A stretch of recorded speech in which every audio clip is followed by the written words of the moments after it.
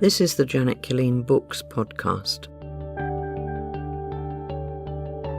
I'm reading from my collection of short stories, There Is a Season.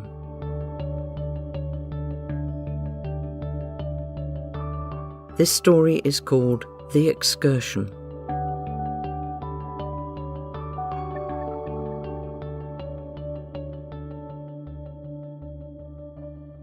The last door slammed. Snorting with steam, the engine began to heave the long skein of third-class coaches, shuddering and jolting the screeching couplings as it took up the strain of the gradient. Sweaty and tightly suited men, exhausted wives, the repressed exuberance of children, bags and bottles, dreams and yearnings. More will be packed into this day than the brown bags of sandwiches, the flasks of tea can hold. Buckets of memory, gritty, awkward in the creases of the body, sticky in the crevices of the remembered past. Away from the familiar stairs of the tenement building, the shouting and stamping of the nights, the stench of the dark corners, the unrelieved demands of each day. The endless scrubbing, the damp swathes of nappies, the take-your-boots-off kitchen. Pot of tea on the stove, food somehow hot and ready for the man's return, the children hushed into corners, waiting. The mother breathed slowly.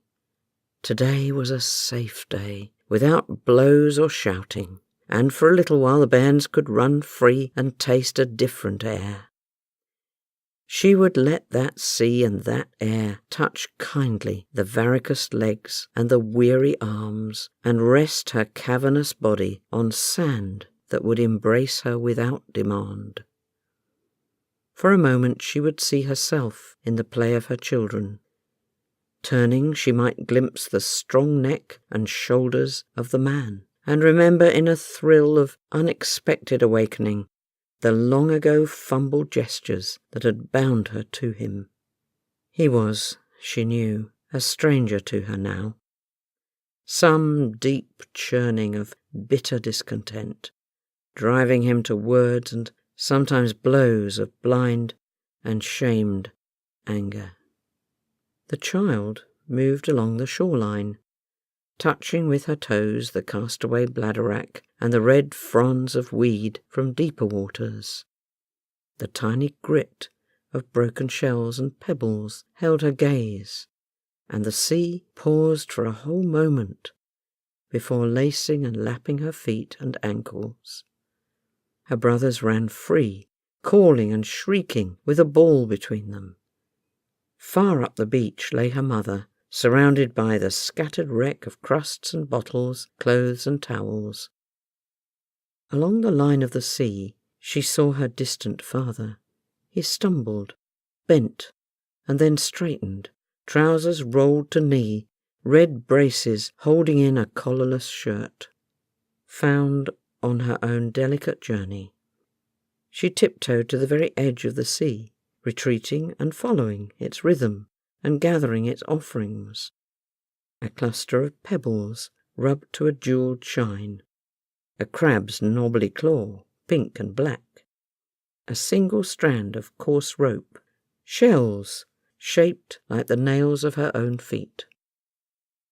Venturing further, she found a curved and spiraled shape, split so that her fingers could trace its strange unfathomable walls and passages, and touch the softness of its silk shine, until the day ended and the family repacked itself and pressed into the train. She fingered her discoveries and kept them secret in a pocket.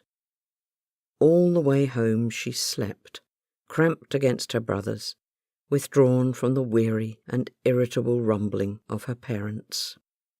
Somehow they struggled home and climbed the stairs, the children staggering with tiredness, the adults angry with an unchanged reality.